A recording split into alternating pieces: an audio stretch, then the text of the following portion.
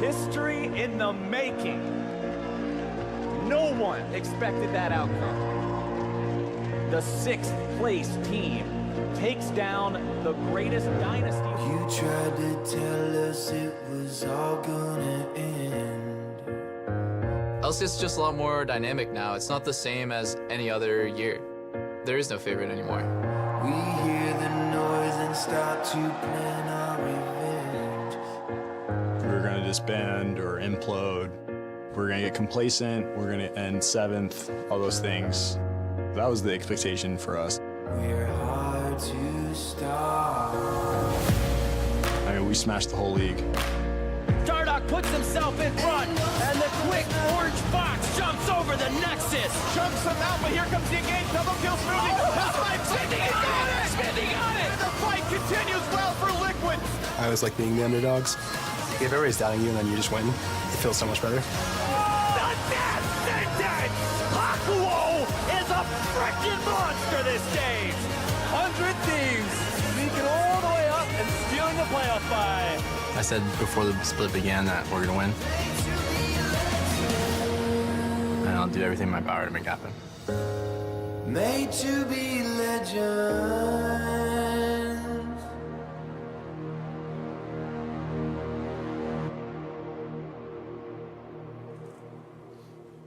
Welcome back to the NALCS Countdown. We're narrowing in on Echo Fox versus Team Liquid, our first semifinal of this weekend. And when looking at the departure of TSM from the playoff race, so go the feelings that they would inevitably win it all. And so, using your analytical prowess, both you guys here and you at home, I want you guys to give me the percentage chance that each of these remaining teams will lift the championship trophy in Miami. And while we grab Jat and Mark's probabilities, spam chat with who you think is going to win and take it all using the team's tri-codes as you see on the bottom of the screen. So spam away. We'll check in with those numbers soon enough. For now, though, I'm going to turn to you guys and look for your prediction percentages. Yeah, as we heard from Doublelift in that piece just now, there's no clear favorites coming into this. And that's why the percentages are so interesting. So I actually did, like, real probabilities math. Yeah, we mathed the hell out of this. So this is what it looks like. It's a Bayesian graph is, I think, what Mark helped me with the formulas. Nice. I like it. We spent a lot of time on this before the show, actually. So what this essentially does is you pick your probabilities for each of the matchups, and that gives you a probability of getting any of these matchups. Right. Then you pick the probabilities again for the to winners spit of out those. your final percentages. Exactly. And basically, because I think 100 Thieves' matchup against Clutch is a 70-30 game, and then even though they're close to 50-50, if they play either Echo Fox or TL in the finals, their overall this is their chance percentage much chance higher. to win the split. So I kind of just gave away my predictions for the rest of the weekend. There you but have I do it. like the percentages that spit out. Team Liquid has a real chance. A lot of teams are in the running. Well, exactly. So a lead for 100 Thieves there, but mostly because of their semifinal matchup and how that helps their numbers moving forward. A much closer matchup here today with Team Liquid having a slight edge. Let's talk Mark's numbers. Yeah, so, I mean, Jack did all this crazy math. I just went with my gut. I was like, you know what? Let's just talk about what I think. And, What do you think? Yeah, I spent the rest of the time helping Jat with his. So that one spent a lot more work. Okay. But you, similarly, you have the same hierarchy, slightly different numbers. Right, absolutely. And I think one of the things that he's hitting on very importantly there is the fact that we are expecting 100 Thieves to make the finals more so than anyone else here. Okay.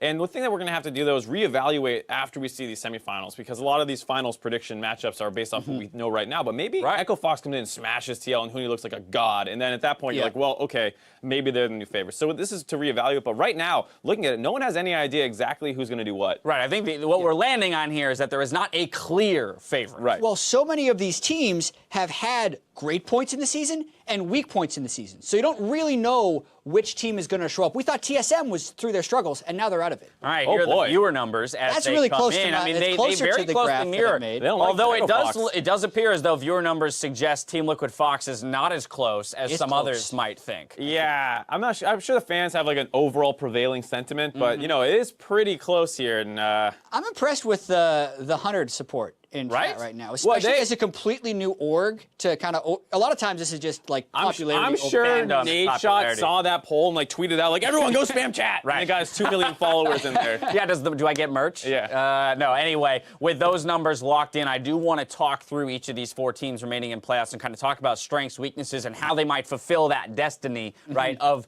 holding the trophy over their heads. Let's start with 100 Thieves, the team projected by percentage points to win it all. Apparently, they're the favorites now. Yes. And it has to do with the #1 seed, the way they looked at the end of the regular season, and the fact that the team has a lot of individual experience, even if they're a new team. Afromu, former NALCS champion. Meteos, former NALCS champion. Cody Sun was in the finals last split. All of these guys have, been to Worlds. They've played a lot of big splits. And look how long Just they've the been number first. of years accrued on the professional That's level. the thing. It's not just the success that they've had, but how long they've been doing it here. And once again, for this group of 5 guys to get first again, it's just a testament to how long that they've been playing and how much time they've maintained that consistency of being great. Right, Meteos redefining his own consistency. Afromo still, or rather returning to top form. Let's move right along to their opponents tomorrow in Clutch Gaming. Yeah, and Clutch Gaming is the team that's surprising to be here for a lot of people, and they actually have some real strengths. They play really good defense, and unlike a lot of other teams who talk about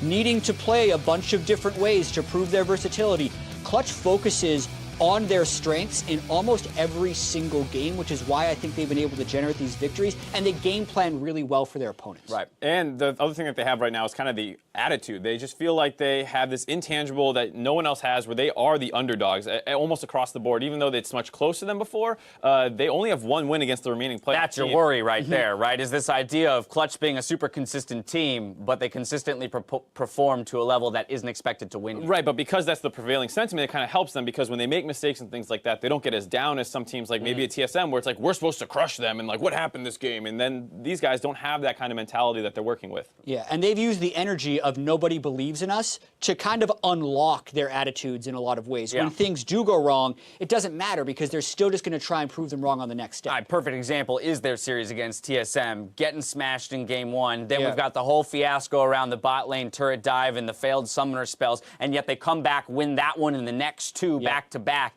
to finish a 3-1 victory over the favorites coming into the playoffs. On to the games today, though. Echo Fox versus Team Liquid. Let's start with Team Liquid. Both these guys feel pretty dependent on the meta, and especially for Team Liquid, it feels like it's playing perfectly into their strengths right now. A lot of bot lane focus, a lot of AD carries being the most important things, more stable matchups in the top lane with Impact mostly being able to play tanks, means that a lot of the action should be played through bot lane right now. Yeah, and Doublelift didn't die in the series against Cloud9. Ayo. Impact was receiving 3 top lane bans in every single one of those games, still looked effective. The only hiccup really in that series, I think, was Ole's play, looking a little spotty in the mid game, and those can cost you against a team as aggressive as Echo Fox, who gets 1 pick and then rushes to Baron. So he does have to clean that play up. Team Liquid, though, as Mark says, is in meta right now. All right, now as we posit the probabilities of each of these teams, in narrow feels Echo Fox has recaptured their early split strengths.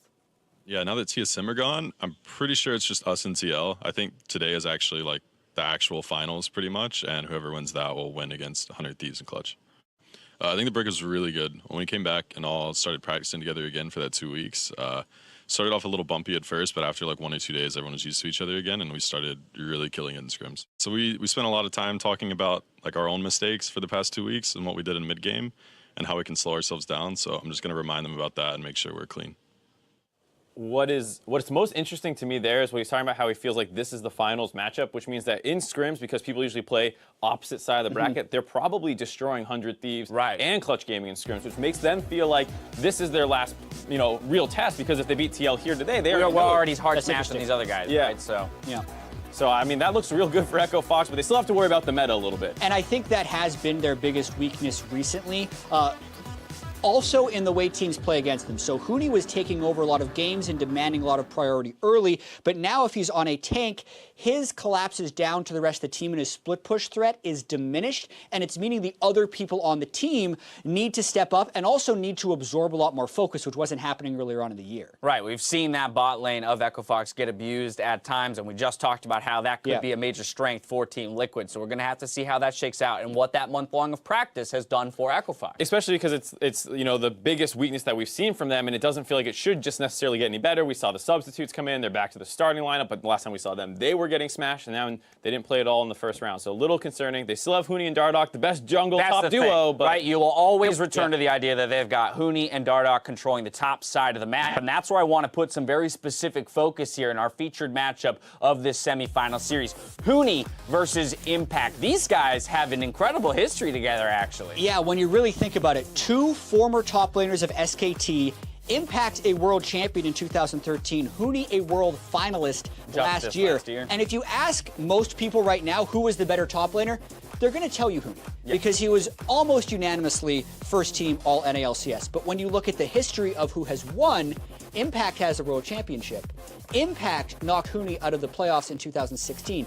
Impact kept Huni out of Worlds in 2016 and has had the upper hand in all of those matchups. So Huni's got a lot to prove to try and overcome Impact finally. Right. Of course, they're doing this with different rosters behind them, and so a lot of that, the history, we'll see if they can shake that off and refocus in on today's series. When we talk about today's series, one thing we did last week, we had a little bit of fun with it, was the over-unders for these best-of-5. So I've got 3 for you today. I'm going to throw stats at you. You tell me over or under for those best-of-5s. First up, Doublelift's deaths in this series. We're putting the number at 3.5. Will he have more or less today? It's a low number, man. He died 0 times against Cloud9. Yeah. I'm going to go under. For me, it's basically, and I don't want to give away my prediction, but it comes down to what I think will happen today, and I expect him to maybe have 1 bad game. Yeah. But if they play well, he should stay alive. 1 bad game, and he dies 4 times. So Doublelift didn't die last series. He only died 20 times during the regular season. His average deaths per game, including playoffs, is actually under 1. Exactly. But I still say over, just because I think there will be a game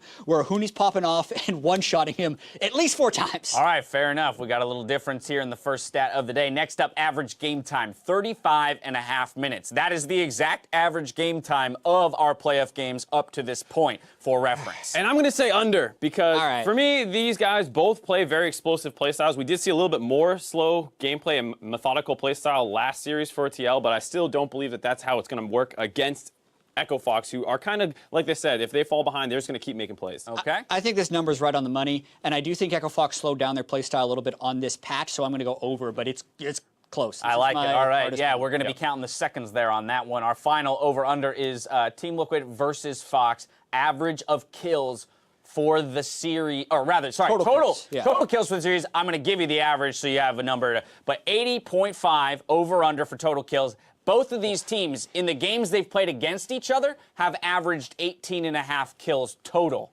in their games. Once again, I'm picking the under. For me, this is basically 20 kills a game. Are you going more than 4 games? More than 4, exactly. And for me, I don't really think so, so I'm going to take the under once again. Yeah, I'm going over on this one. I think it's going to be a long series, and these are 2 very aggressive teams. All right, there you have it. A lot of this determined by the length of the series itself. With about 1.5 minutes before Champion Select, let me get your win conditions for this series. Real quick, Echo Fox. Yeah, so I think their win condition is to actually play around Huni, because that's how they won early and later in the season when teams were ignoring them. The rest of the team was trying to make plays without Huni while Huni was super strong. Play around Huni, get that strength. All right, play around Huni. What's the answer for Team Liquid? Funnily enough, my win condition is ignore Huni as much as possible, much for the same reason. If you opt into 2v2ing Huni, that's playing to their strengths. They want to dominate those. They have the best jungle top in the map. Don't do that. Let Impact absorb as much as possible. Play around Doublelift. Well, a lot of your reasoning's already been thrown out, so real quick, verbally, who are you predicting to win today's series and be the first team to move on to the finals in Fillmore? Super hard to predict, so I'm actually going TL 3-2. 3-2. Okay, so a tight series here, but going to Team Liquid. Mark, what are you thinking? 3-2 as well. Only thing I'll say is that with the strengths being so different, I wouldn't be surprised if the series is actually a shorter game, but it's very close to tell what's going to happen, so 3-2 is the best we can do. But Team Liquid as well. Team Liquid as well. Team Liquid, tight series. We'll see how it all unfolds. Let's toss it out to the Battle Arena to get us into Game 1. Thank you, Dash, and this is going to be a semi-final to remember. My name is Patriot Time. Joining me is Kobe and Azael, lads. It's going to be a good one. It definitely is, man. And if there's one thing we learned from the win conditions, it's all about Huni. Whether you're ignoring him or camping for him. How can it be all about ignoring someone? Here we go, though. Xayah is banned out by Echo Fox themselves here. There's been so much discussion about during the regular season, how Altec and Adrian were beat up a little bit by the Xayah and Rakan combos. And that is kind of telling, because one of the things I was really wondering about was would Altec and Adrian have been practicing Zyrakan? Would they have been confident enough to try to bring that out themselves? Because they have been getting beaten up by it and have not really shown that they're willing to play it very often. But a couple quick AD carry bans already shows to me that they very heavily want to limit the bottom lane pool. And that kind of speaks to trying to mitigate the strength of TL here. Meanwhile, on the other side, I don't think there are any surprises here either. Team Liquid throwing some bans at Huni. So both teams agree with the well-defined strengths of their opponents and trying to attack them in the pick and ban phase. More twist at the end with Morgana, the final ban in this phase for Echo Fox. Kind of a nod to Ole's proficiency on the champion. And last ban for Liquid with 5 seconds to go. Kind of considering all their options, maybe another top ban. It is Janna, though, so against Adrian. Yeah, very interesting. The Morgana has been paired up pretty heavily recently with Caitlyn. People are really liking that as a combo. So you kind of figure, all right, Doublelift has been playing a lot of Jhin lately. Take that off the table. You ban away Xayah, that's essentially removing Zyrakan. And I think they were hoping to then weaken the Caitlyn pick by taking away its kind of strong partner. And I actually really like the instant reaction from Team Liquid. Very quick lock-ins here. As soon as the Olaf was shown by Echo Fox, which is a champion who can take over the jungle early. You know, you associate that with Dardoch and his playstyle. They're just going right through all these bans, actually. This is like a speed run of the draft here. This is just, to me, tells both teams have got it totally prepared. And let's go through, because Echo Fox, no surprise here, right? Dardoch, early aggressive jungler. You know, that can be punished by Trundle, trying to soften him up, kill him when he's running into the team fights. Also, people have been taking Cassiopeia. She can burn him down as he's running in and keep a little bit of distance there. Then the Caitlyn for Doublelift, pushing down those turrets. Have to really remember that there's actually the possibility of some flex here for TL, because while we have been seeing a lot of Trundle jungle lately, we have seen, you know, Trundle top. We have actually seen Cassiopeia top recently coming out in the LCK as well. So, you know, potential to be both of these flex picked around. Definitely expecting it to be a Pobelter mid pick against the Ryze, and definitely expecting it to be a jungle pick against the Olaf here. But there always is that option to move things around. We slowed things down just a touch. 2 support bans by Fox, Thresh, and Tahm Kench. Meeting with 2 marksman bans by Liquid in Ashe and Ezreal. So clearly the first, you know, 6 bans and 6 picks were already kind of aligned by these teams. But now that things are kind of more adapting to these picks and kind of building these comps out, definitely teams slowing down a little bit more. I mean, definitely a tremendous amount of bot lane focus here as well. 8 total bans aimed at the bottom lane when you add them up from both sides. So really heavy. Wow. And there's Alistar, but there's Kalista. And we were talking about this. Echo Fox looked great with Kalista, but Kalista got gutted. Definitely a lot of AD carries were very outspoken about the nerfs to Kalista. So we're going to have to see how he works around the new build. But also, Ole on Alistar, this throws back to last year when he was an MVP candidate, you know, roaming around, creating a lot of plays for the team. And, you know, Doublelift is on Caitlyn, can be very safe there. So it may be a return of Team Liquid having the Smithy plus Ole synergy in action. Yeah, this is pretty interesting. When I did see that the Sion get locked in here for Huni top, I wouldn't have actually been surprised to see Impact then take the Trundle. They are electing to leave that in the jungle, though, and put Shen up there. So there's definitely a lot of pretty powerful engage, especially the Shen comboed up with the Alistar. You know, gives you a way in there, and some pretty powerful team fighting. Yeah, also some fallback patterns here for Team Liquid are available later on into the game. They do have some protection, a lot of protection actually, for both Cassiopeia and Caitlyn, which are going to scale very well. This just kind of goes into the same themes here for the teams. Echo Fox look like they want to push the tempo. They have Kalista for still good objective control around Dragon. You know, if you do gank bottom with this Olaf and, you know, Echo Fox actually decide to play around bottom for a bit of a change, then they could Dragon stack and try and snowball. And I do think that the call out of playing around bottom as Echo Fox is a good one, because when I look at this draft, you know, picking Sion blind as your top laner does not feel like you are trying to dominate the game through top. Yes, Huni could still get advantages, but this feels much more like something that can TP bot or ultimate bot and look to really affect that, and especially with all the bans they're throwing. The Kalista pick, they want to try to snowball this bottom lane. And, you know, if someone's to do it, you know, Huni could try and keep this Shen down, keep Impact from using the Stand United to the bottom side. Definitely going to have to take a look here, because this is going to be an exciting series. Certainly is. It's interesting as well. I mean, Impact is so well versed in these matchups, so a lot of different questions for Echo Fox.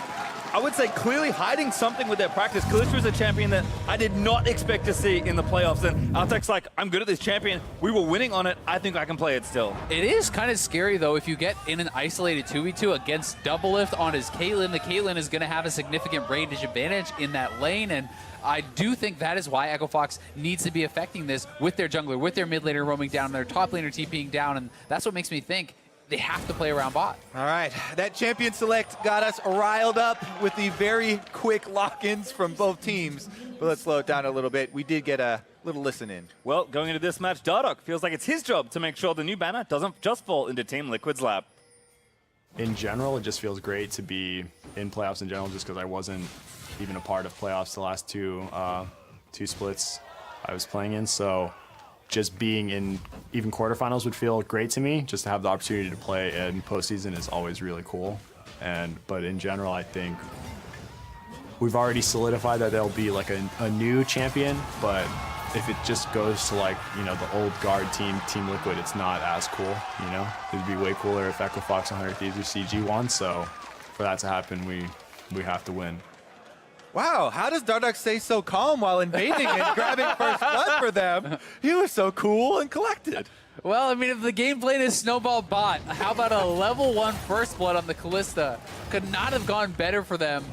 And they get Ole's flash, making it even more repeatable. Plus, they're looking to kind of pressure Smithy a little bit here in the jungle. So Echo Fox already off to a fantastic start. That was a multi-pronged invade there by Fox, but very late, find a kill, and Ole goes down level 1. No flash, just a Hex Flash ready to go. Adrian did use both his summoners to get that happening, but you'll certainly take it as they're off to the races there in bot side. However, we are going to just watch this one again. And this is the danger of playing against that Olaf at level 1. If you get tagged by an axe, he can run you down. Yep, so good at the invades. Ole does get off his knock-up, but not going to be enough there. Adrian flashed for that to be able to get the stun. And the mistake there to me from Ole is not actually flashing the Braum Q. Once you are hit by that, they can flash to follow for that passive stun, and if you don't flash the initial Q, it's a little bit too late, and that's a first blood, so a costly little error there from him. And you can see the Caitlyn that really just loves to be pushing most of the time is currently zoned off after that early aggression. Gold hasn't been spent yet by Altec, important to note, but he'll spend that when he goes back and have a very good leg up early in this matchup as Phoenix laying into Pobelter early on. Yeah, some good damage there from Phoenix, but it's a lot of mana spent there from Phoenix, so you know it's hard to kind of continue that pressure, and Pobelter will be able to heal back. Meanwhile, top side, going for a gank. Yeah, Tom by Impact's not a good miss, but Huni might still be in some trouble. Smithy going to try and chase him down with a Trump. Huni with the flash, he flashes over the pillar, but that might be the mistake. Flash follow from Impact, and Huni still alive. No Impact, he gets the final say. So Team Liquid do not ignore top lane. Smithy's going to go up there and grab a kill for himself. Huni still farming after he's dead. And such a good pillar there by Smithy, actually pushing Huni away from the wall so he could not flash over that big wall there. So forcing him to kind of have that just flash in a line, which allows them to chase him down, and just a strong gank. And Huni with the insta-TP back, clearly not happy about that situation. And as much as we were memeing a little bit, you know, if there is a Trundle here on the map, a Shen Trundle can absolutely destroy a tank in the top lane. Usually like, oh yeah, Sion, he's super tanky and he just pushes so effortlessly that it doesn't, you know, it's not a good place to spend a lot of resources. But if you can use the Trundle ultimate, shred him down, Shen also has pass-through damage there. They can actually continue to focus Huni and try and keep him down. You definitely can, and even post-6, one of the best ways for Sion to get in and out of these fights is his ultimate. The Trundle Pillar can block that off pretty easily. It actually causes you to crash into there, so it is a pretty powerful pick here for Smithy if he can get going. Even having multiple good targets is going to be nice. The crowd is unhappy with Phoenix. Lack of CS there. Couple of missed hits, starting with the cannon. Yeah, trying to freeze the wave and deny some, but finally forced to push it, and Pobelter will collect that under his turret. So good start there for Smithy in the jungle. Data kind of just farming through, so action has calmed down just a touch. So it looks like some early items have been bought. Altec spent that gold on his Vamp Scepter. Tier on the other side for Phoenix, who swapped a TP to get it done as Dardoch is back in the mix. I would like to see Dardoch get down to bottom lane now, though, as Adrian's getting his summoners back with the Summoner's Spellbook. That's a shorter cooldown. Ole is still going to be flashless, so you'll have an Ignite Flash Braum against a no-flash Alistar pre-level 6, and I think that is pretty gankable. And they're trying to zone out the Team Liquid duo on bottom side. Caitlyn's actually kind of difficult to keep away from the CS and zone out, but keeping it fairly even there. Smithy again with another visit towards the top side, but Huni playing it in the middle. Yeah, and if you don't know where Dardoch is, that can be somewhat risky because, well, they may be able to chase him down if Dardoch shows up. That certainly has the potential to get turned around. And he has been able to pick up the Predator boots, so Dardoch very well could go for an offensive play here, has his flash available. A lot of mobility, ready to go on Olaf, even without the ultimate, very fearsome early on. I do really like how Impact is playing this lane, though, now that they have gotten this kill on Huni. You try to slow it down, you try to keep it over by your turret and force Huni to play with respect to your jungler. But Dardoch is up here. He has not been... Oh, he is actually spotted now on the ward, and Smithy is in the area, so if they try to go for any potential dives, Smithy could be here to turn it around. Yeah, Red Smite Trundle, not too bad, but Dardoch, I think, going to play it a little more patiently. Over the wall by Smithy, going back to his Crud camp, and looks like things will dissipate there in the top lane. Yeah, a lot of defensive vision here set up, so jungler's going to have a hard time making offensive plays. As you can see down the map, pretty much defensive control wards for both sides, and a little bit of river control for Echo Fox, but that's really the only difference. Yeah, and definitely some nice little subtle moves up on the top side, though. Like, I like how Impact is holding the wave, trying to force Huni in an awkward spot, and then Dardoch coming up even just to protect Huni while he shoves in the wave does give him a lot more kind of safety there. And little things like that are very important, especially for top laners, and that long lane that can be very vulnerable to repeat jungle ganks, as we kind of alluded to earlier. We have gotten to the point, though, where the level 6s come in for both these guys. We just saw Huni using his ultimate to get back to lane. Top lane express. Exactly, the top lane express, but Impact's express goes to the bottom lane. And the flash you mentioned for Ole is now up. And kind of the preface we had for the Team Liquid bottom lane could come true nowadays. Then Huni's only option would be to try and shove in the wave, but Impact could make a play elsewhere. Looks like Doublelift, though, is kind of through the rough part of the early level 1. BF Sword already up. Altec still with some gold to spend. So Caitlyn doing just fine so far. CS has kept even there in the bot side. And this is something that we did see from Echo Fox earlier in the season. Dardoch's going for a play on the other side of the map where they're actually down globals. Oh, he's maybe trying to camp for the Cassiopeia, who's going to come over for the blue. They may look for Pobelter, but, I mean, Dardoch's not even level 6, so... Waiting for Phoenix. Yeah, Phoenix is here. Now they're going to spring the shot. The blast cone already burnt. They're going to go into Pobelter, but here comes Stand United. Realm Warp out for Phoenix, but it's such a short one still. Was enough to get away. And this time it's played very well by Echo Fox. They're able to get out the Stand United, the first one that has a long cooldown. And I actually think that Pobelter could have chased, but Impact's ultimate was interrupted, and that's why they call off the chase, because despite the fact that he had that shield, and nice taunt now under the turret. Yeah, Impact is a little low, though. Doesn't want to tango too much with Huni. We'll see if there's any more jungle pressure on the top side, because these guys are getting low. Yeah, Impact's going to have to go back to base, and they do get his Stand United out, but it does cost Dardoch his flash, so overall I'd still say it's a pretty positive play for TL, and Smithy's coming up here to the top side to try to protect Impact and allow him to get a little bit more farm, as his teleport will be up pretty soon, and that'll give him an opportunity to kind of go back to base without really missing out. So both junglers are doing a good job covering for these guys. Huni's early control ward does spot Smithy, but he will clear that out as Huni plays back. Dardoch going to spot Smithy again. Dueling level 6 junglers here. Oh, he could be caught out. Huni roaming down. He's going to get the first slow. Looking for the knockup. Doesn't quite grab it. Great pillar from Smithy to interrupt the channel, but Dardoch still chasing. Ready with the Ragnarok. Impact's just got no health. What can they do? Impact trying to defend. Great flash there to get them both out to safety for Huni. He wants blood. He's looking for it. Bumps them up. Airborne there. Gets the kill. Now going for Smithy. Gets them both. And Pobelter trying to get a counter kill back in onto Dardoch. He will be successful, but Huni gets away. Huni goes in and gets the double there pickup for them. Dardoch's axe over the wall actually secures the kill, but him not having the axe meant he couldn't throw it back at Pobelter to slow him down. Did have cleanse anyways, and we have to bring up the fact that Pobelter once again does make a big roam, even though this is an Echo Fox play, and 2 kills go over to them.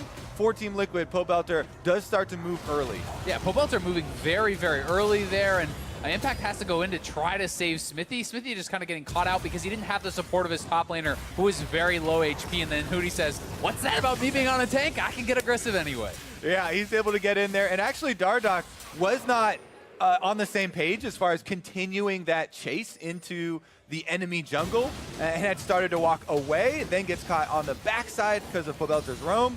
Regardless, though, A little bit of extra minions there for Phoenix in the mid lane, and now he's got blue buff and a flash advantage over Pobelter, so they could look to also target the Cassiopeia next. Yeah, definitely the case. And you can see Huni is going to be rushing towards a banner here, so going straight for that banner, looking to be able to pressure turrets, looking to be able to take advantage of the fact that Impact is shoved in, and here comes that potential gank on mid lane. Pobelter again trying to weave around these skill shots. Dardoch was ready for a gank, but nice little play from Pobelter to get out from under it. Dardoch had Predator. He did not use it, though, so they weren't looking, I guess, for a full commitment there.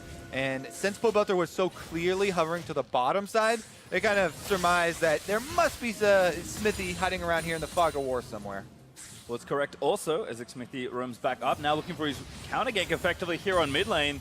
Phoenix with a flash, gonna maybe have to burn it. Again, Pobelter chasing Phoenix, just hold the summoners for bot lane. All in, Ole gonna get stunned up, but he does pop Unbreakable Will. Looking for the travel, but Dardoch, he's down here as well. Ole still taking damage, tension added in from Shen. Ragnarok, they're gonna try and rip the red. Ole somehow lives on a sliver of health, but Dardoch, he's able to get the kill. Altec still trying to dance around, but Smithy could put an end to all of that. Adrian needs to get away, gets smited up by Smithy. He's gonna be left as a sacrificial lamb. Double looking to chase it down as Smithy wants to try and grab the other kill. Double finally gets it, but now the dive coming. Impact looks for it, does get the kill into Dardoch with the Tiamat splash. And Smithy, the right one to tank it. It's not over. Pobelter was walking down from mid lane. All right, Altec is going to leave because they have a missing mid laner there, but this should be first turret. Huni's trying to take down topside. Yeah, they kill it so fast, though. Trundle's so good at knocking down turrets with the attack speed buff from the W and Chomp working on those turrets, so they get the first turret. Huni just barely missing out there. And a nice roam from TL again. Action-packed early game, and Team Liquid just eke out a little bit. Huni here gonna answer the turrets, though, and they will end up above in gold. Yeah, so here it is one more time, the all-in. They go for Doublelift, but nice flash at the start here from Doublelift to actually avoid the ultimate. Is able to get out, otherwise he probably would have been the one getting knocked down and not able to avoid the play. And if you looked at the minimap too, this play started out while Team Liquid was making a play in the mid lane, and Smithy roamed all the way from mid lane now to arrive on the Trundle after the first kill has been given over and Echo Fox were able to secure it. He cuts off Adrian, they secure him and kind of force him to go turret there and finish up the extra kill, but the dive is also finished off onto Dardoch.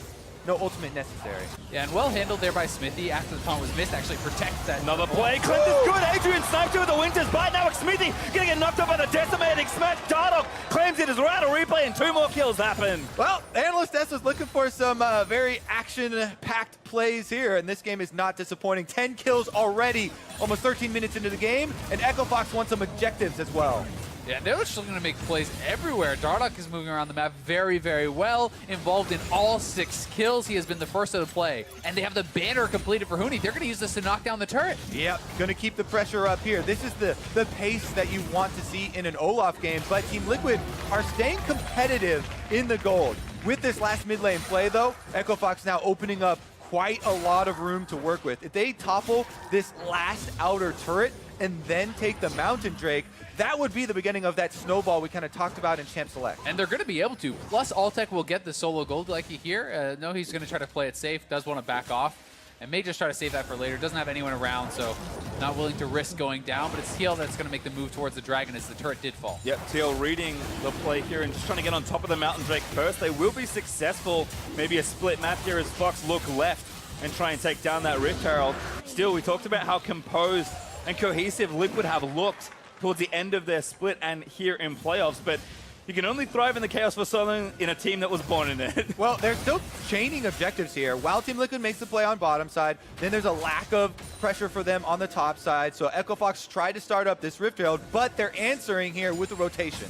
Yeah, they're moving around the map very, very well, and Echo Fox looks like they want to just commit to this Rift Herald, and TL is playing this pretty slowly. It might just be going over. They don't have any Callista Spears in it, so... Oh, here we go! Yeah, but late onto... Oh, Callista's caught! Could be a kill. The Rift Herald goes, but Callista's still going to get caught down. Pobelter able to get the kill. Adrian the next to fall. The duo lane dead on the Echo Fox side. Lack of organization here from Echo Fox as they're strung out through their own jungle.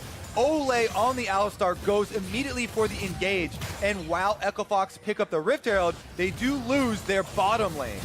Yeah, they are going to be able to defend the turret at least, and Huni had shoved it in the top side, but TL finding a couple of exposed members, and that is something you have to talk about because TL, while they looked really good in the quarterfinals, they did win 3-0, they were losing the early games. It was more the later stages where they took advantage, and here it is again, Echo Fox going for the Rift, but Kalista gets caught out. Yeah, no hesitation there. Ole goes immediately in. They kill the Kalista while the objective is finished, and Echo Fox are completely split, so Team Liquid get to spearhead right into the center of the team there. And if we look at the overall teams, even though Echo Fox do have their gold lead, it still feels a bit tenuous because of the lack of scaling on the Echo Fox side. Their champions are much more early game oriented, and Team Liquid do definitely have some room here to try and grow in power. Yeah, I mean, not only just the AD carry, Kalista can really struggle to get involved as far as the shorter range compared to the Caitlyn, but as you get tankier on the Scion, the Trundle takes advantage of that and not only shreds you, but makes himself a super tank. We'll certainly see that things are progressing. Infinity Edge done for Doublelift. Blade of the Ruin King was done for Altec in that last engagement, but he died, so it doesn't work out. Doesn't end up mattering in a potential team fight. We talked about the banner already. Titanic up for the Shen as Impact looks to get things moving in the side lane. It's actually pretty funny considering the video we saw from Inera at the beginning, where he said Echo Fox planned on slowing down their games in the mid game. Baited them. Especially with this comp, you do not want to slow down. So let's see if they can push the tempo, actually. Predator's ready for Dardoch, but Team Liquid are in position. Dardoch got a little too far forward. Perhaps Probelta going to chase him down. Phase Rush starting to proc, but looks like he's okay. Has Phoenix to run to, is currently side landing in the top.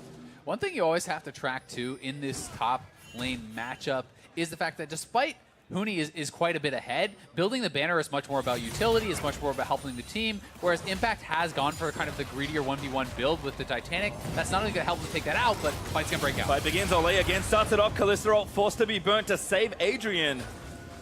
He's plucked to safety. Huni using that banner in the side lane right now to try and gain some pressure. Really where the true value of it is going to come, though, is the importance of the first Baron to this Echo Fox lineup, and then trying to secure that objective with Kalista Ren and the early power of the Olaf. Right now, though, Huni is under attack. He's okay, though.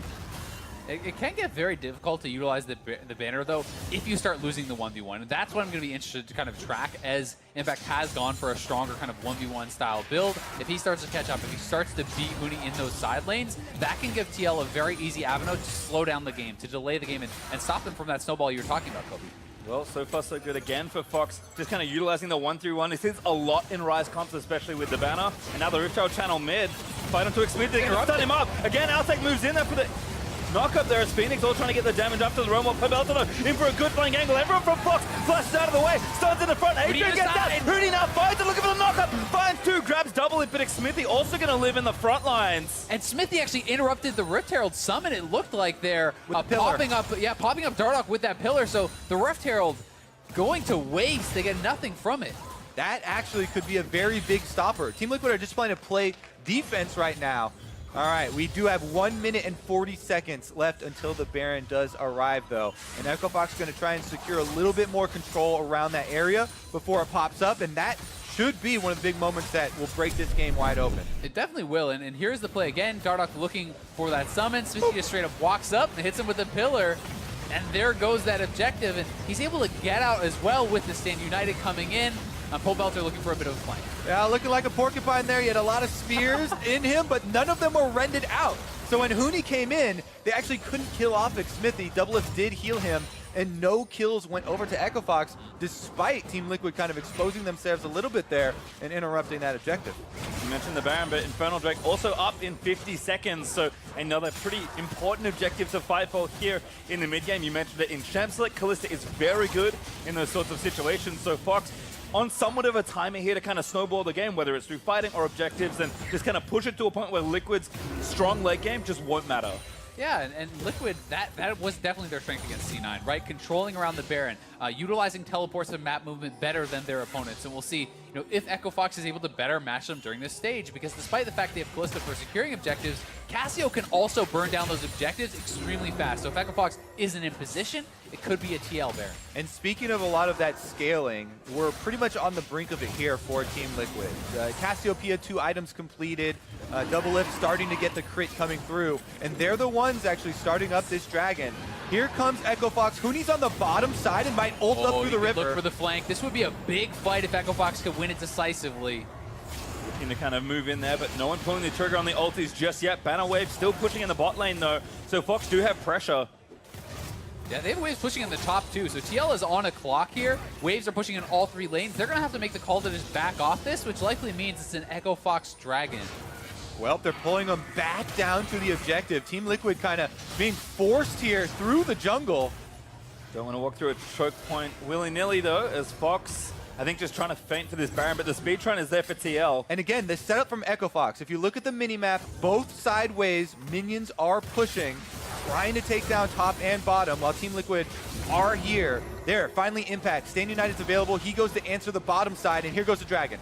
Really easy to force an area in this case, but instead, maybe the fight will be forced instead. Dragon goes over, Fox will get it, but the fight will break out. Ole into the backline as Impact taunts his way in. Phoenix trying to find a way in on the left side, but can't quite do it yet. Dada getting low, but the front lane is looking a little dark for Ole. He lives again, somehow through a red, and everyone's just trying to get out. Corral back into the Phoenix. Smithy takes down Adrian. Another falls as double, it slays Dada. They could go to the Baron now. That's Jungler down, Smite available for Smithy, and they have Pobelter here with full mana. This is huge. The teleport for Impact. He could even get there to tank, and it looks like they are roaming straight up to the Baron pit.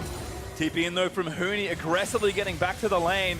The carries in one tank are going to have to try and hold this. Impact goes back, they want to get it. Yeah, I mean, Echo Fox doesn't feel like they can just give this up, I don't think, but I don't know if they can hold on and get this. Ole is set up for a flank if anyone goes too far forward. Phoenix painting with the Realm Warp, but no one joins in. The Baron's still low, they might have got a little speck of vision, but it's not gonna matter. Baron goes over to TL, they get it, now they pull up, looking for the fight. Altec disintegrates to the Team Liquid damage, and now it's just turn, heal, and run. Huni trying to break away as Phoenix lobs a couple spells into the front side. TL, they will give it up now as Adrian maybe looks for a counter, but no, nothing as TL do leap back, try and prevent, but they got the Baron and got her. That's all that matters. This is all that Team Liquid needed. Now they have a very secure hold on this game. So much extra damage going to be coming from the backside. Now with 3 minutes to push on Baron 2, they can collect even more from these outer turrets that are still standing. Take another look at that Dragon fight, Azale. Watch Ole here actually zoning so much in the backline and even delaying his ultimate until a lot of spears were already stacked. He tanked up so much damage and still is able to get out because the Rend couldn't kill him through that ultimate. So fantastic play, zoning there, and then they just corral them in the pit and start picking up kills. Exactly. Again, another great late game objective trade. Not even late game, this is just This is the late game for this game. Trading for Team Liquid. Then we have Ole making a good Fog of War play here. He knows that they have this Baron secured, so he just wants to get the extra kill afterwards. Gets into a position to slam Altec here. They take out the Callista immediately, and Team Liquid have really secured their route through this late. Yeah, I mean, such good plays there from Ole, back-to-back, not only surviving the first play, zoning out the strongest member of the opposing team, then finding a kill on him in the next fight, and Pobelter is just so strong now. And this is kind of what we saw from Team Liquid versus Cloud9. Controlling some early game losses and not panicking. Now, yeah, good pillar by Smith to start it off. Does get the ulti out, but get it blocked, and that's not enough. Huni gets a big slam, but he dies anyway as Double It collects yet another kill. Huni, though, gonna try and run out, and Zombie Farm slapping down Ole, but he's gonna live. Team Liquid still on the offensive. And there go those outer turrets. Those things pretty much instantly evaporate with Team Liquid's Baron. Bunch more gold in their pockets now. Altec is trying to enter mid, but that's not going to go nearly as fast as Team Liquid on top side. And Impact is back there. Stand United's almost up, so he can clear those waves. He can join up with the team, and they can look to continue to push up here and knock out all these outer turrets. The gold lead is exploding. Definitely true, and Team Liquid not stopping there. Now they are on the inhibitor turret. Altec is recalling. Without him, Echo Fox do not have the damage to really contest. Yeah, Impact again still shoving waves down mid with ult ready, so can join if needed. Instead, Team Liquid just collect a few more turrets and back off with a minute left still on Baron. That Baron equalized the gold, and those turrets have now put them ahead. And we can see the 4-man squad from TL. They're going to go back to base. They can shove up mid while Impact pushes out the bottom lane, still able to join with the Stand United, and they can look to collect one or even both, perhaps, of these reigning outers. And this game is kind of why everyone is talking about how the meta really suits Team Liquid. They get the tank v tank matchup with Impact and Huni up on top side, and then they're able to just play the scaling defense in the early game, stalling out Echo Fox's plays. now securing such a big swing here. We even have a Zeke's Convergence built up here on the jungler for some extra damage from Doublelift, who now has 3 items ready to roll on Caitlyn. The crits will be firing, and he has even the longer range from Rapid Fire Cannon. And I mean, he's been picking up so much gold. Altec was first to 1 item. He had Blade of the Rune King when Doublelift's on pieces. Now Doublelift is a full item ahead of Altec, and that shows you how much gold he's picked up between these team fights and the turrets and the Baron, and he's just massively far ahead. Yeah, so maybe further on in the series, next game, we'll get another look at what Echo Fox were talking about in the video, where they said maybe we'll slow it down in the mid game, because this one is kind of a swing at the regular season, similar strategy, trying to push it very early here. But they talked about it. If you pick Olaf, you better win early. Huni now. Trapped again by a Pilloric Smithy, just kind of ripping him to shreds solo. Doesn't even need Doublelift, who's in the back ready to go. Altec going to threaten, but everyone's going to walk away, and Team Liquid up 4K as they look to knock down a few more turrets and extend that lead. And Huni does survive, but he's fairly low, and Doublelift has so much safety on this Caitlyn, especially with the rapid fire, to kind of get shots in on the turret. They have Impact pushing up on the top lane, and that is a low inhibitor turret. So if he gets any alone time there, he may very well be able to straight up knock this down. So this is going to expose their bottom tier 2, and TL is just moving around the map so incredibly well.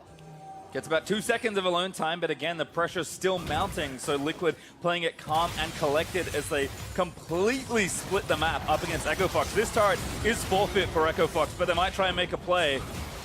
Not try to recommend it, but they defend for at least 1 wave. Yeah, Team Liquid have no reason to take any risks here. They have the range advantage. They have such a good front line for protecting these hyper-scaling carries that they've got in Cassiopeia and Caitlyn. Now they can retreat over to the Dragon. Their blast cone coordination could use some work, though. Yep, squad does not make it all over. Head down, the coach will be in the room. Infernal's up there. Fox want to fight. They know they're going to make a big play. They're going to start it off onto Xmithy. Chain CC down after the exhaust. Should be enough. And here's this Phoenix grabs and Huni riding in on the Express with Pomelter and double. Dishing out the damage all way. Tanking everything he can. Huni getting low. 1 more shot. Going to make it. He flushes and still dies as Dardock also low on the offensive. It's a rout here. Doublelift gets himself a triple kill. Yeah, they're just going to push straight down mid lane. It looks like they want to try to catch up to Phoenix here and see if they can knock him down too. Doublelift going to chase Realm Walk. Going to get shot. He needs a few more. The Mana Shield is enough off the Seraphs. Phoenix somehow escapes Doublelift's Quadra. All right, there's an Infernal on the board, as well as 2 exposed towers for Team Liquid to clean up after their victory. Yeah, and it looks like they're going to just go for the mid lane tier 2, the bot lane tier 2, and then retreat back to this Dragon. Doublelift heading that way now.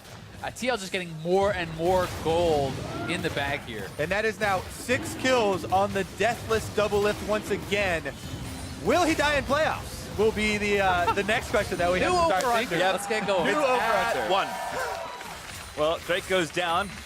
Infernal plus a Mountain now as TL go up 2 Drakes to 1 as we'll watch the last engagement. I mean, Fox, I think, did the right thing. Yeah, they engage here onto Smithy. You know, they are pretty separated. You can see the Stand United came through on Doublelift, expecting them to focus that game. Yeah, so they tried to get Altec's, ultimate there of Adrian on to Doublelift, but Smithy steps up.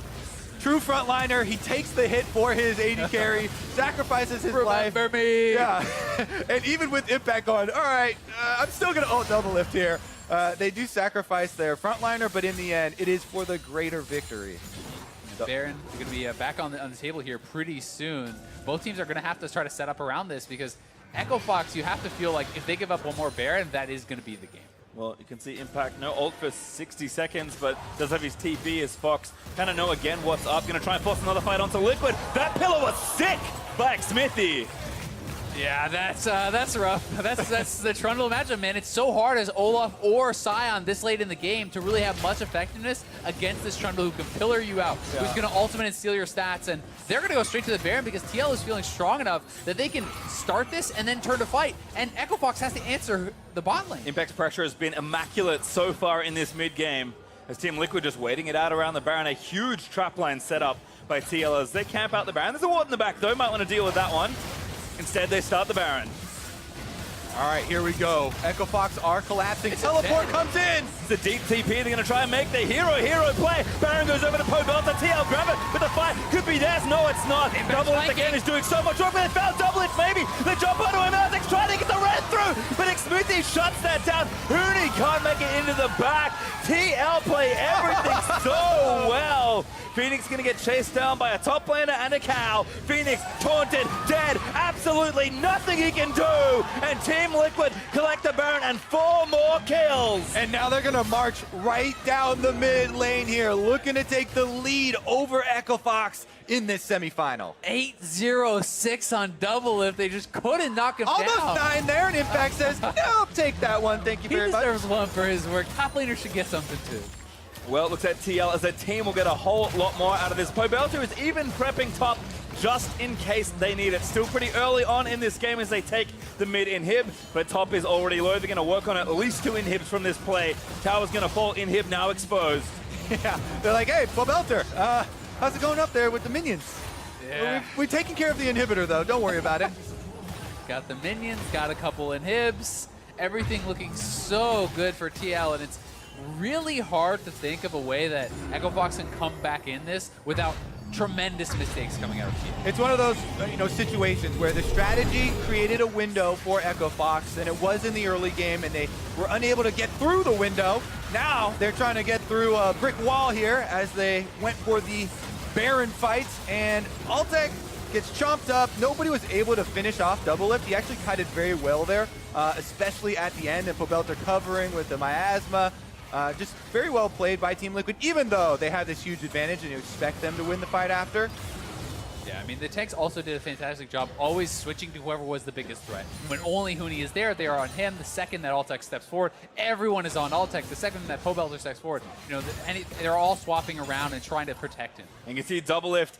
He might have heard us on the over-under. He is protecting his life. A Guardian Angel finished as I believe, yes, his final item paired with those boots. So he is insanely strong as TL look to siege the last inhib and take this game. I mean, Altec has a Doran shield and an empty slot compared to a champion that scales better, is easier to team fight on, is massively ahead as far as the gold goes. This one's all over but the crime. Well, the crying made to start here for Echo Fox. They're going to probably try one last engage. Turret's going to fall. And now they're going to go for it here again. Impact tying over the front. Dardoch just dissolves. Nothing left for him to do. Pobelter on a rampage. Everyone's just going to go down. Pobelter is racking him up. Double is there to support. The talk goes down. The ace is complete. And Team Liquid will wipe the rift with Echo Fox's remains in this game 1. Oh my goodness. Baroned up, all members alive, clean ace, and some alone time with the Nexus. Well, it's now over. The crying probably started, but the first Nexus does go to Team Liquid. And what a game number 1 it was from them. Both teams trying to attack each other's strengths in picks and bans. So many bans levied at the bottom lane. 8 total bans, all 5 from Echo Fox thrown at Double Lift and Olay. And Double Lift goes 10, 0, and 8. As soon as that Infernal Dragon fight into the Baron series of plays happened, I already started to think about, okay, what is Echo Fox going to do to adapt for the next game in this series? I think we're going to see a much slower pick and ban in game number 2. Well, we'll have to see to hear more about how Team Liquid took game 1. Let's send it over to the State Farm analyst desk. Thank you very much. Pastry time. Team Liquid out hot here with the first win of the series, but we heard Azale saying it right there. He expects to see a slower pick ban in game number 2 because we had an exceptionally fast one considering just, the average champ select time. Yeah, 4 minutes and 30 seconds to go through that draft phase. And for some context, we average around 7 minutes. And Anero has been someone who's been a fast drafter all year long.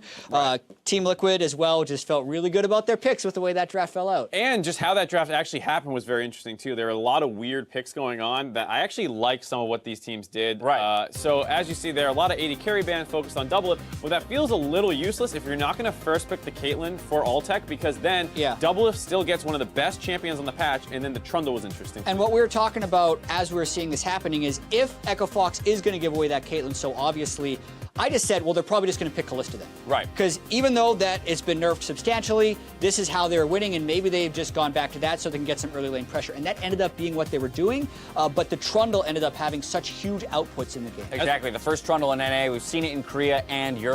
To success here, piloted by Xmithie. And it's extra effective against Echo Fox because Trundle has been the pick for Huni to counterpick tanks with while still being able to provide team fight pressure. And the fact that they get that away from him while securing a good matchup into Olaf and eventually, as you saw later, a good matchup into Sion, all things considered, with blocking the ult. So a lot of interesting things in this draft. When at the end of the day, the win conditions that you guys had laid out for these teams did revolve around the top lane to some degree, right? It was attention towards Huni for one team and ignoring Huni for the other. But let's talk about how that manifested within this game, especially considering the picks as we see them laid out here. Yeah, with the Sion, Huni was trying to shove an Impact Shen a lot. I think it was in Echo Fox's best interest to play around that and give him as big an advantage as possible. And Team Liquid did actually kind of go against Mark's win condition at the start. Yeah, and so the first gank, I mean, this is just a nice gank on a push-up opponent. That's fine. The second, then you saw another attempt that I like a lot where they're not actually forcing this 2v2. They are ignoring Huni as much as possible. You still have to respect him and respect the dive. So Smithy's hovering,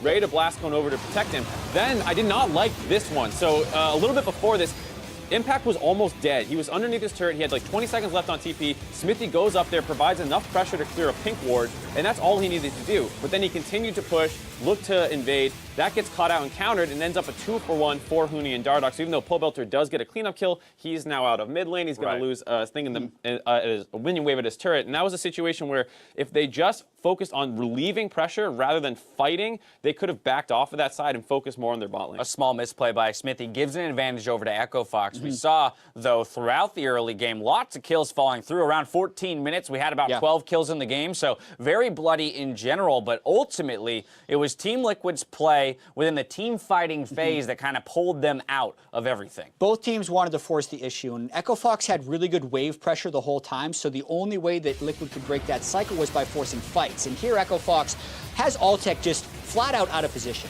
Echo Fox had the waves pushing. They can just play a back and forth disengaged game, and they weren't quite as decisive as they needed to be in getting the objectives, and that always left the door open for Team Liquid to get the team fights. And in the team fights, Doublelift and Pobelter were playing insanely. And the better team comp shows here. Doublelift and Phoenix both zoned each other away from the fight, but the Cassiopeia is going to way outperform the Kalista that's not that far ahead. So they win that 4v4, they win the 1v1, and then they meet back up and take that fight. They grab their Baron off that, and you see they take the game off of it. So you can have the wave control as Echo Fox, but if you don't have, you know, kind of the execution on those neutral objectives to take them when they're available to you, Team Liquid will find the fights they want. And as you mentioned, with the superior team fighting comp and some very talented players piloting their main DPS, they ultimately ran right through them. Exactly, and you have to wonder how they're going to bounce back here, because Huni had better numbers in the early game in that game than he has had all year. Really. Right. He was up 35 CS. He would have taken first turret if Echo Fox didn't opt into a 3v3 in the bottom lane, which ended up giving first turret over to Doublelift. And that is a game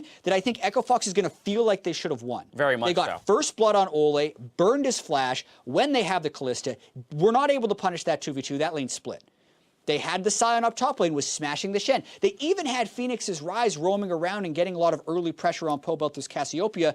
But again, Team Liquid bent, didn't break, something they couldn't do in the regular season, something they did against Cloud9 last week, and their team fighting was immaculate. Now, what do we expect to see here in Game 2? Again, it was already mentioned we expect to see a slower champion select, but beyond the amount of time it takes for them to lock in their picks, where do you expect to see Echo Fox make some changes here to maybe get an upper hand comp-wise in Game 2? I would really like to see them instantly pivot to something a little bit more aggressive in the top lane. I think you need to put Huni on something that's more influential than the Sion. He did get blocked a fair amount by the Trundle, but like, I don't trust Altec and Adrian to win those lanes. There was a moment where Doublelift recalled for a BF sword. It went completely unpunished. He comes back to lane, and now he's against a Vamp Scepter Kalista, and then they just lost the lane phase slowly after that point, despite, like we said, getting first blood level 1. Team Liquid elected for blue side, so Echo Fox will be red. Yeah, I expect the blue side picks frequently. I think they're going to first rotation, or either first pick or second or third pick a mid laner for Pobelter, just to give him a power pick. But more so, Doublelift hasn't died in playoffs yet.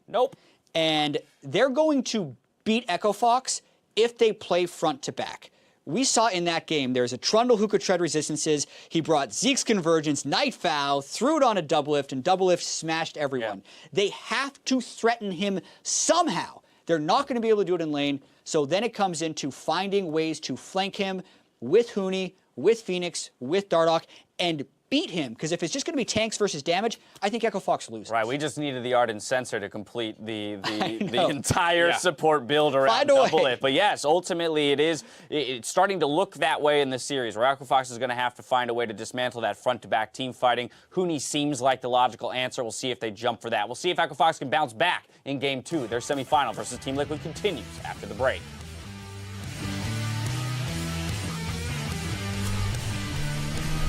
Huni, he wants blood. He's looking for it. Pops him up. Airborne back. Gets the kill. Huni going for Smithy. Gets them both. The Pobelta trying to get a counter kill back in onto Donna. He will be successful.